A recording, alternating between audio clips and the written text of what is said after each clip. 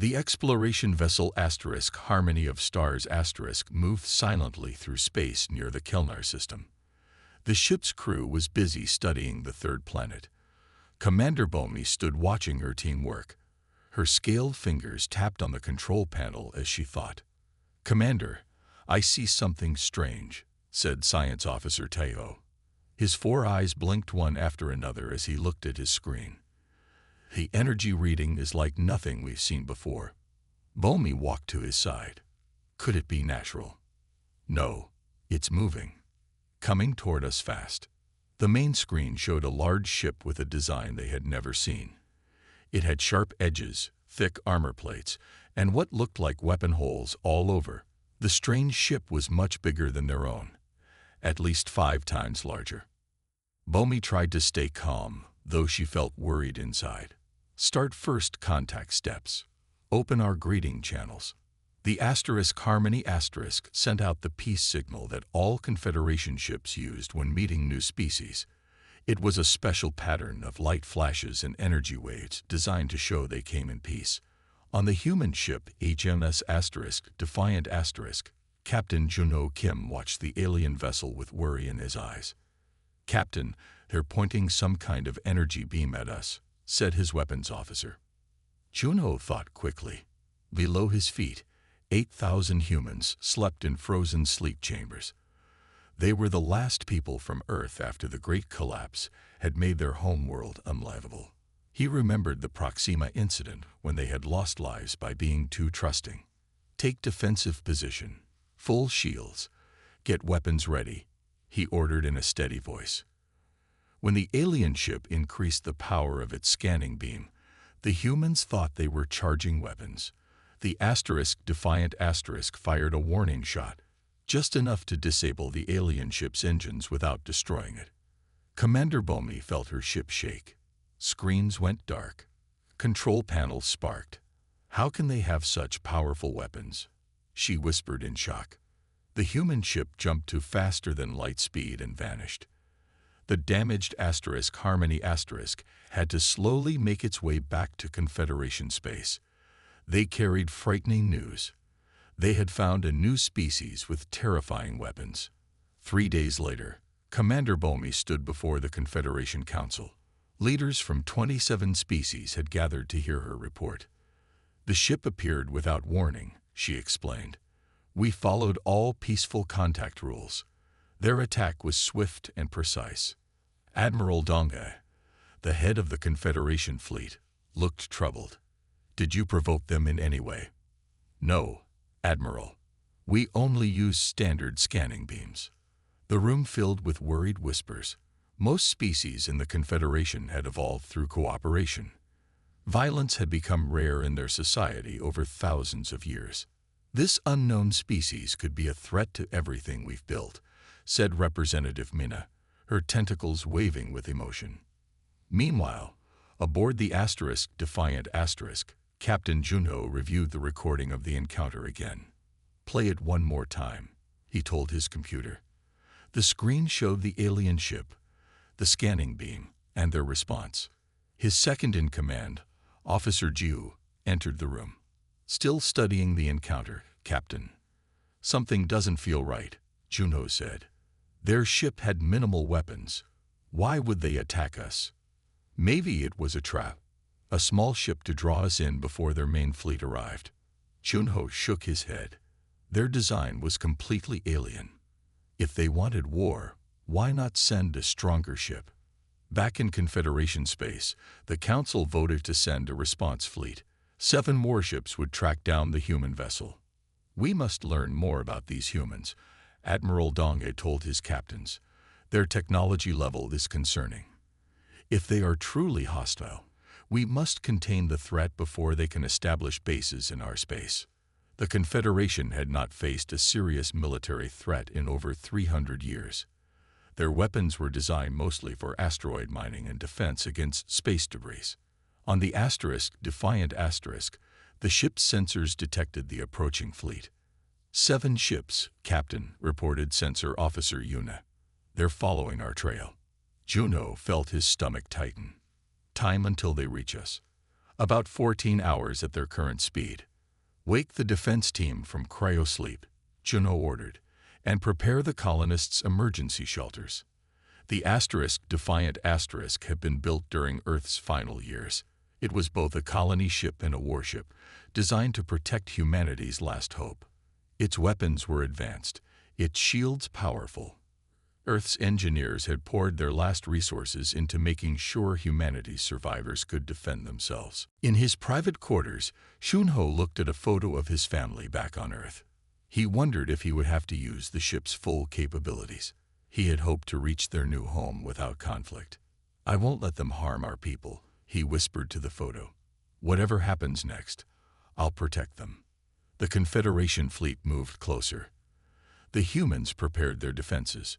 Two civilizations, each misunderstanding the other's intentions, were about to meet in a confrontation that would change the galaxy forever.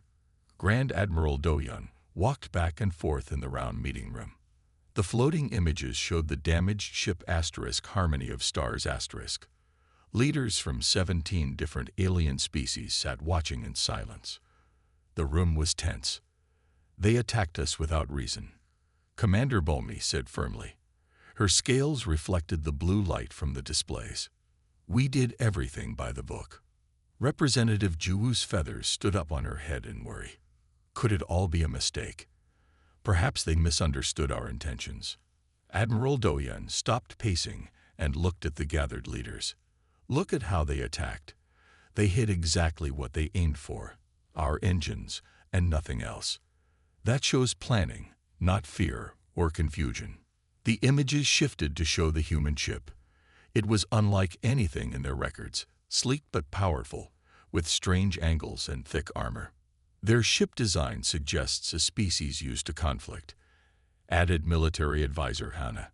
She pointed to several spots on the human vessel. "These appear to be weapon ports, far more than needed for simple defense." The Confederation Security Council talked for hours. Finally, they voted. All agreed. This new species might be dangerous and needed to be stopped before they could settle in Confederation space. Admiral Sunho was called from retirement to lead the mission.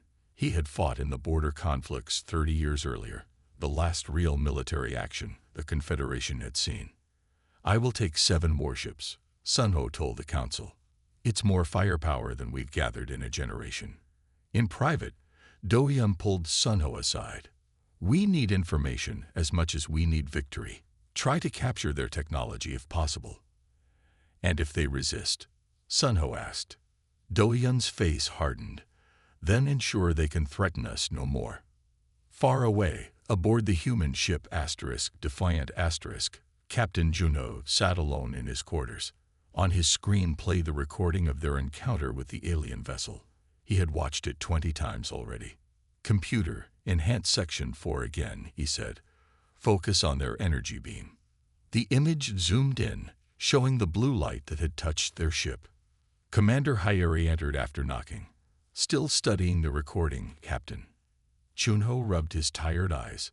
"I keep wondering if we misunderstood. Was that a weapon or just a scanner?" Hayuri sat across from him. Her face showed her concern. "We can't take chances. We carry Earth's last 8,000 people. Better to be safe than sorry." Chunho nodded slowly. "I know you're right. But I hope we didn't just start a war by mistake."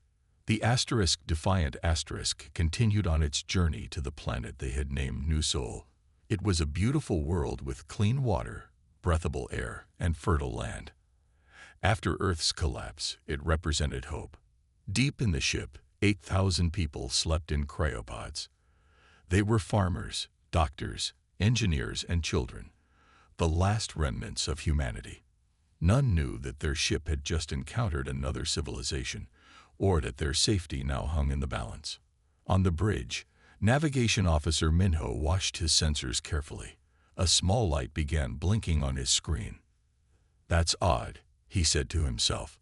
He adjusted some controls and looked again. The signal became clearer.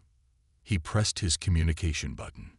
"Captain Juno, please come to the bridge." Within minutes, Shunho arrived. "What is it, Minho?" Long-range sensors are picking up multiple ships. Minho pointed to his screen. They're moving fast, directly toward us. Junho leaned in for a closer look. How many? 7 vessels, all larger than the one we encountered before. Time until they reach us. About 14 hours, Captain. Junho straightened. His face showed no fear, but his mind raced with possibilities. None of them good. Wake the security team from cryosleep, he ordered, and prepare the ship for potential conflict. In the weapons control room, Officer Jinwoo began the startup sequence for the Defiance defense systems. The colony ship had been built during Earth's final days, when resources were scarce, but desperation was high.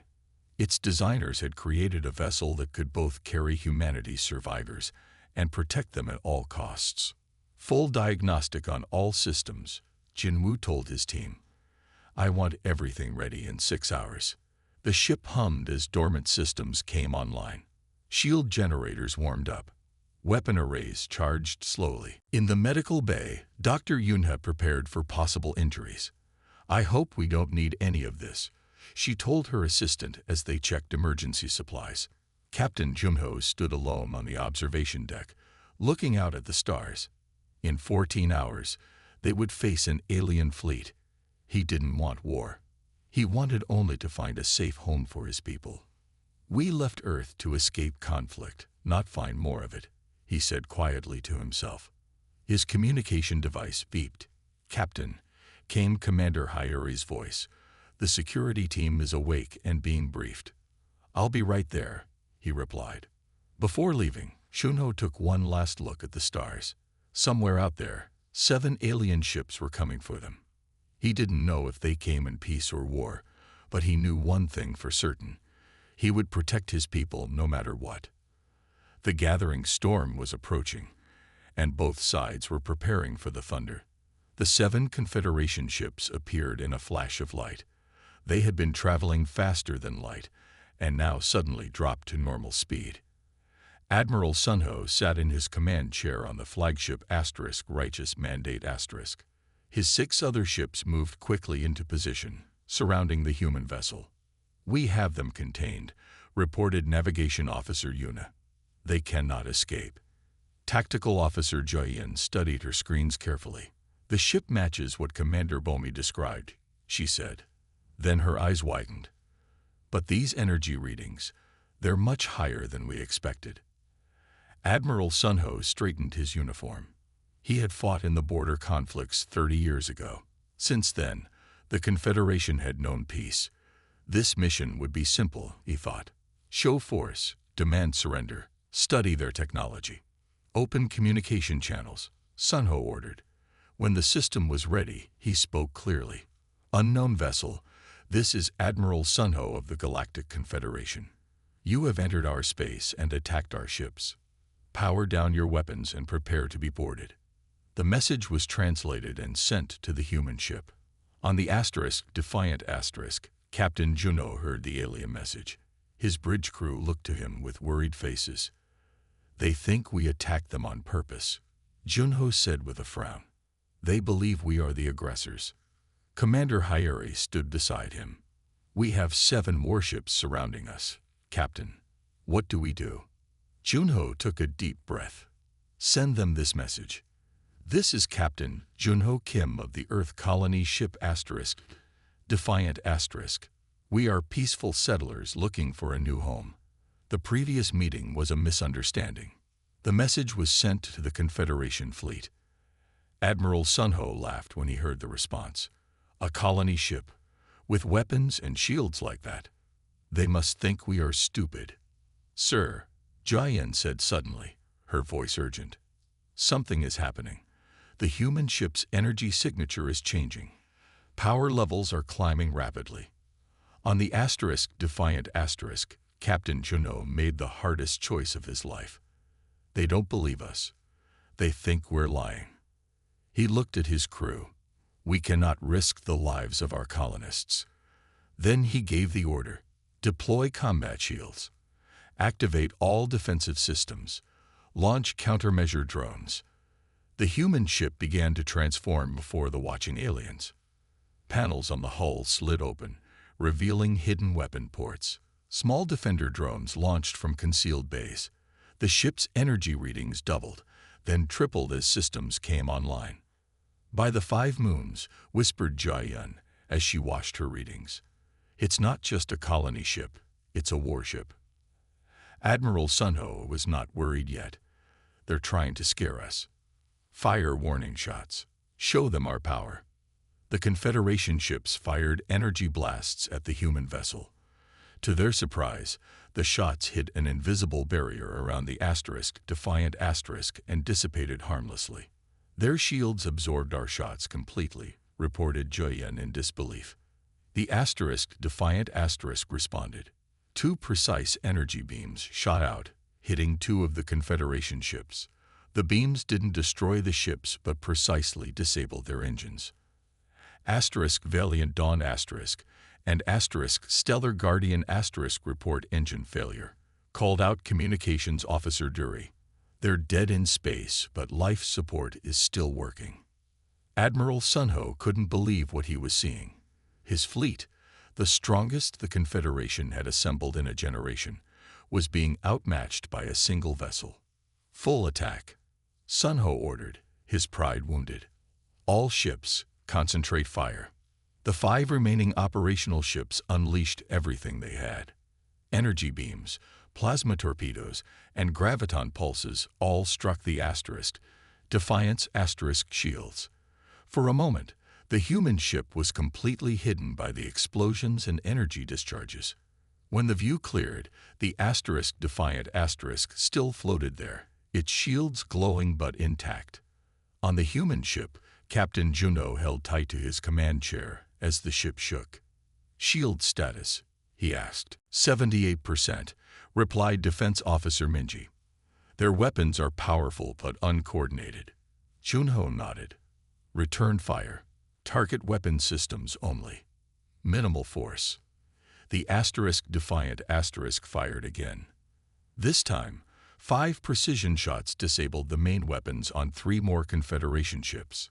Admiral Sunho watched in horror as his fleet was being systematically disabled. "How is this possible? 1 ship against 7. "Sir," Jian reported, "their targeting is perfect. They're not trying to destroy us.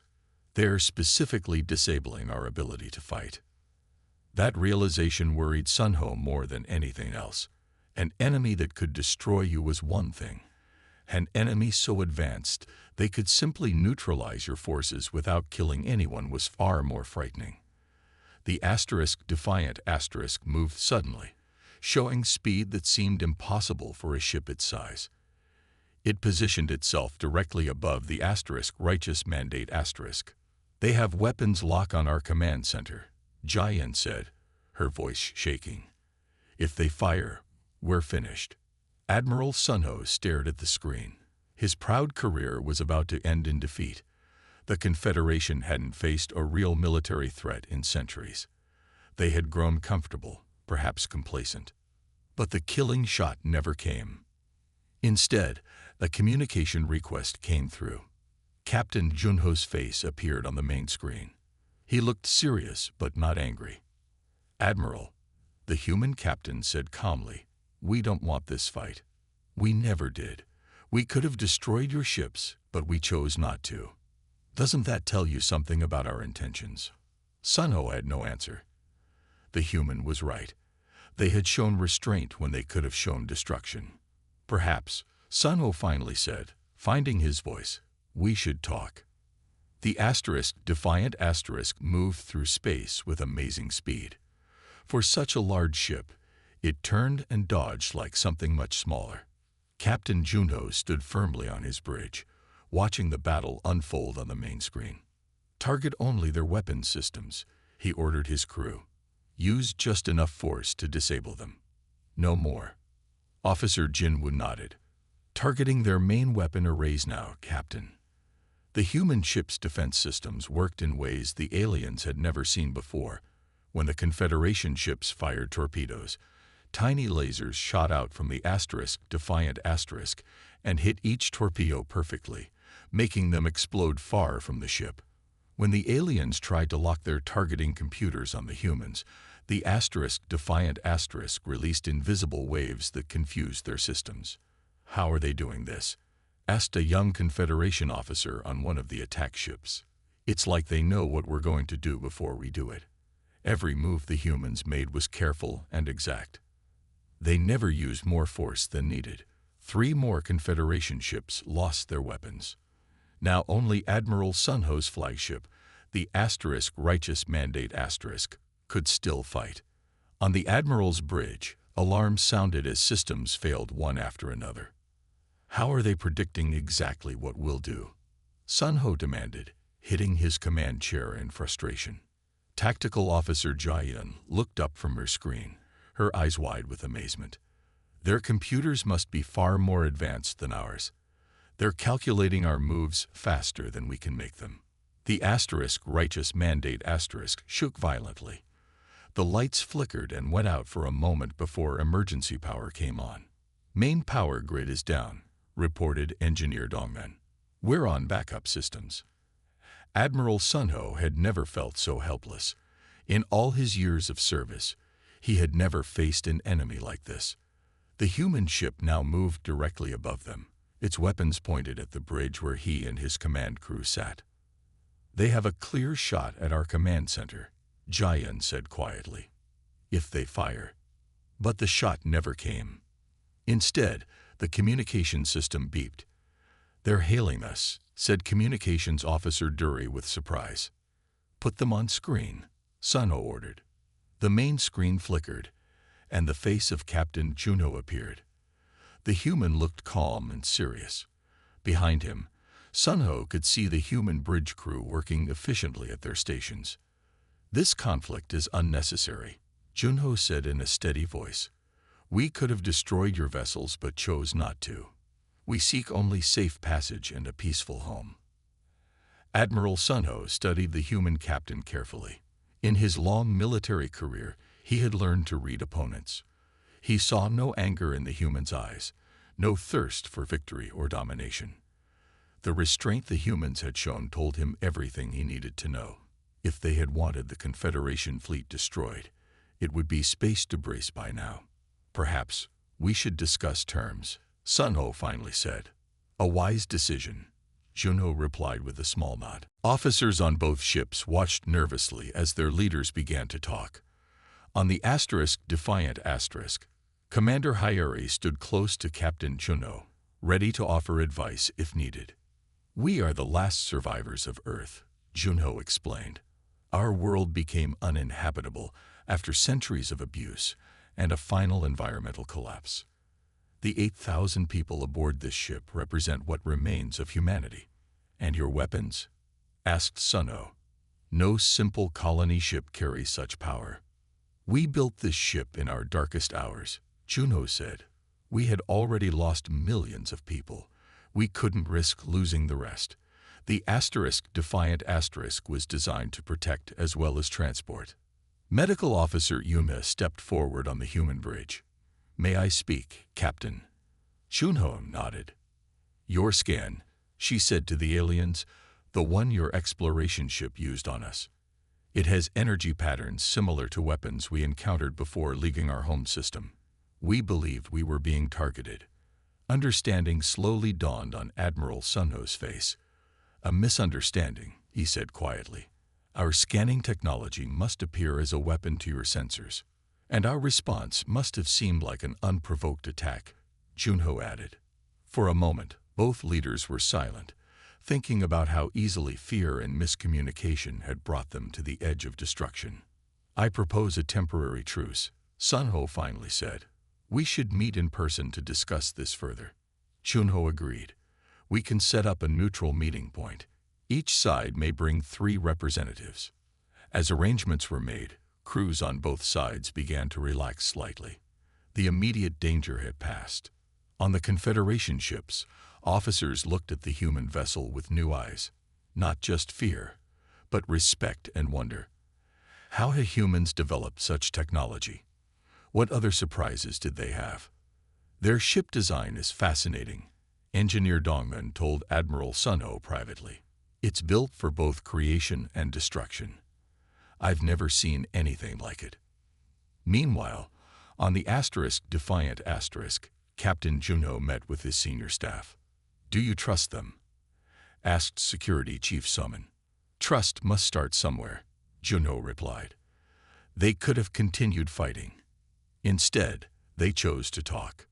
Commander Hayuri looked out at the Confederation fleet through the viewport. We came so far to find peace. It would be ironic if we found war instead. That's why this meeting is so important, Junho said. We need to show them who we really are, not just what our weapons can do. As preparations were made for the historic first official meeting between humans and the Galactic Confederation, both sides watched each other carefully. The humans revealed the true nature of their advanced ship. The aliens saw technology unlike any they had encountered in centuries of space exploration. But more important than the technology was the revelation about each other. The Confederation learned that humans could be terrifyingly effective in battle yet choose peace. The humans learned that even after a dangerous first encounter, understanding was still possible. 3 days after the battle, Captain Junho walked through the airlock onto the neutral station. The station hung in orbit around a small gray moon. It was a simple place with just enough rooms for meetings and rest areas. Both sides had checked it for weapons first. Junho brought 2 of his officers with him, Commander Hayuri and Science Officer Minji. They sat at a round table across from the aliens. Admiral Sunho led the Confederation team. Commander Bomi, who had been in the first contact ship, was there too. The third alien was a tall diplomat named Doyen. Your ship's power is amazing, Sunho said after they all sat down.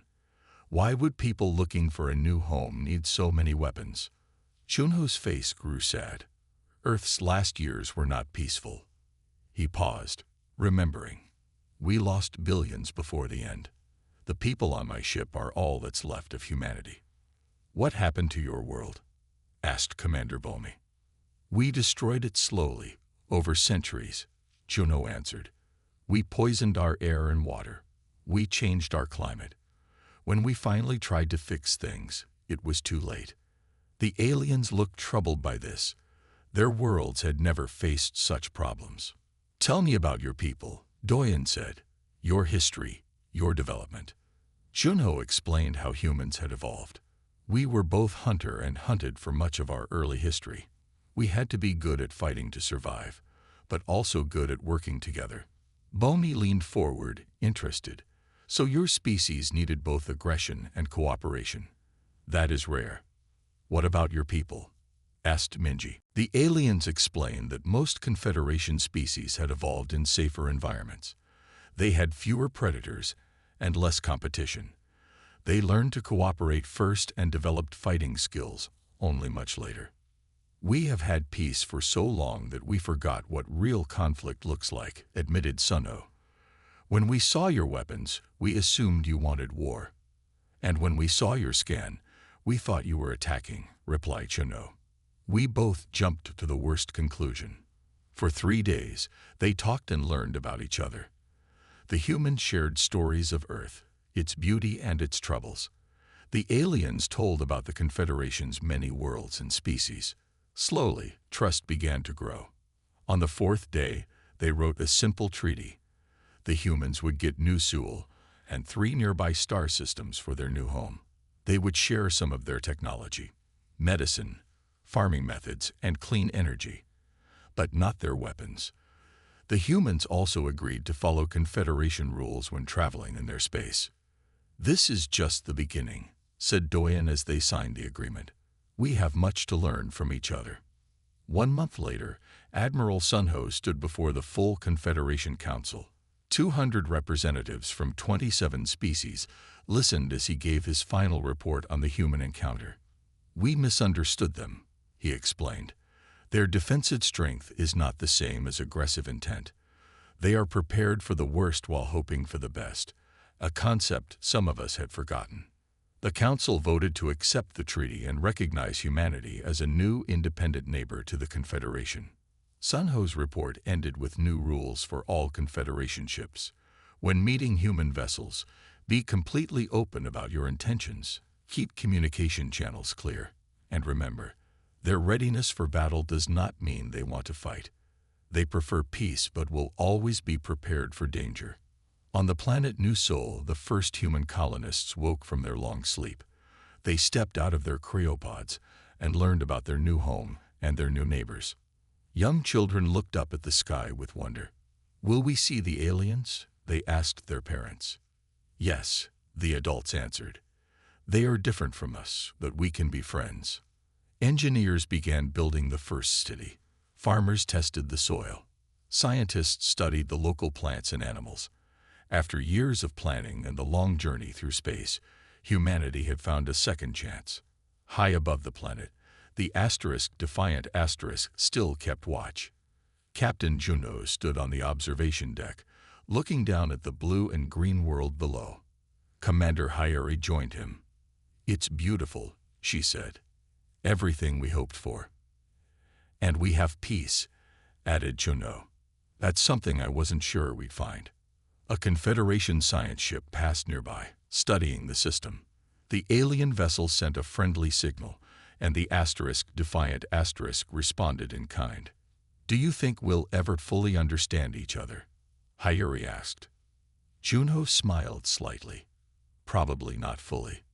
But maybe that's okay. We don't need to be the same to respect each other." On both human and alien worlds, teachers began adding new lessons to their schools. Alien children learned about the strange humans who were both peaceful and powerful. Human children learned about the many species of the Confederation and their different ways of thinking. The galaxy had changed. For thousands of years, the Confederation had met new species who thought like them. Now they had neighbors who saw the universe differently, who prepared for dangers that might never come, who built ships that could both create and destroy. And humanity had changed too. After losing everything, they had found not just a new home, but a new place in a larger community of worlds. The Defiant would always stand ready to protect its people. But now it had something else to do as well, to build bridges between two very different ways of life in the vast, star-filled darkness.